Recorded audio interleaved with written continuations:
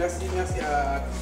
Je pense que aujourd'hui est un jour très intéressant pour nous parce que nous avons cherché dans le fil de développement de l'entreprise COFEM à essayer de travailler sur le biogaz.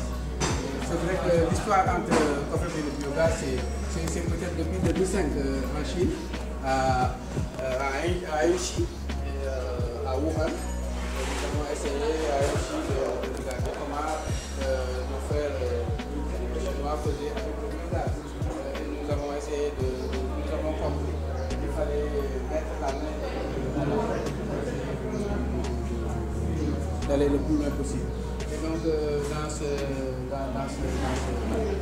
même circuit, nous avons contacté l'école qui a bien accepté de nous laisser le soin, d'installer donc un biogaz pédagogique qui va servir en quelque sorte d'études ainsi que de pratique pour les étudiants qui vont apprendre donc les énergies renouvelables.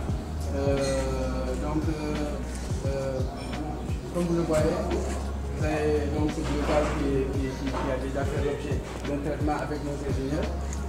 Vous avez un remplissage qui a été fait pendant au moins 15 jours. Hein? Et là, vous avez le point de remplissage.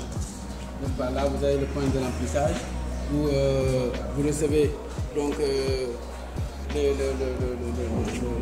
gousses de vache et ensuite vous avez des cercles de sécurité hein, pour le retour de fertilisants. Et là, vous avez le point de récupération du biogaz. Hein, vous avez ici, s'installera d'ailleurs une tuyère à partir de laquelle nous pourrons remplir non seulement ça c'est des stations de remplissage, mais aussi ça peut servir de circuit d'aspiration du biogaz vers les utilisations externes. Donc à partir de là, nous avons pu remplir une bâche. Je pense que la bâche est à l'extérieur. Hein? On a une bâche qui a été remplie. Et d'ailleurs, en particulier, cette bâche a été remplie de biogaz à partir d'un traitement qui a été fait. Comme vous le savez, le biogaz, il a un niveau de toxicité et aussi il y a une certaine charge d'eau qui existe dans le biogaz. Donc il ne faut pas l'utiliser tout de suite en brut. Il a fallu donc faire une désulfuration, une déshydratation d'abord à partir de ce point, n'est-ce pas? Voilà, le point de déshydratation, entrée et sortie.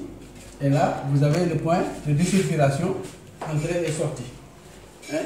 Donc, à partir de la désulfuration, vous avez carrément le biométhane hein, qui est très pur, qui est propre. Et de ce point de vue, cette pompe permet, disons, d'augmenter la pression du biogaz, hein, d'accélérer donc d'accélérer la circulation du biogaz, donc d'utiliser d'une manière la pression et de pouvoir aller vers l'utilisation.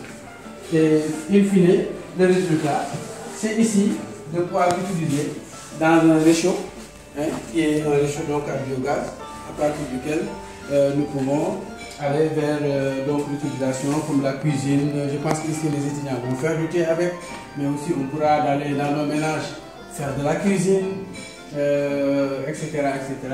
Voilà. Est-ce qu'on peut faire un test C'est déjà allumé. C'est déjà allumé, donc ça veut dire qu'il y a... C'est déjà allumé. Vous avez vu le débit? Donc la pompe est actuellement en fonctionnement. Bon, on n'a pas le délimètre pour calculer le volume du biogaz, mais on peut tester. Oui, on peut tester. Donc, je vais allumer, voilà, comme ça. Voilà. Là, on sent le biogaz arriver. Là. Voilà. Ah, il faut enlever sa main rapidement. Hein. Voilà. Vous voyez, donc je pense que là, c'est clair. On a le chauffage qui se fait avec le biogaz.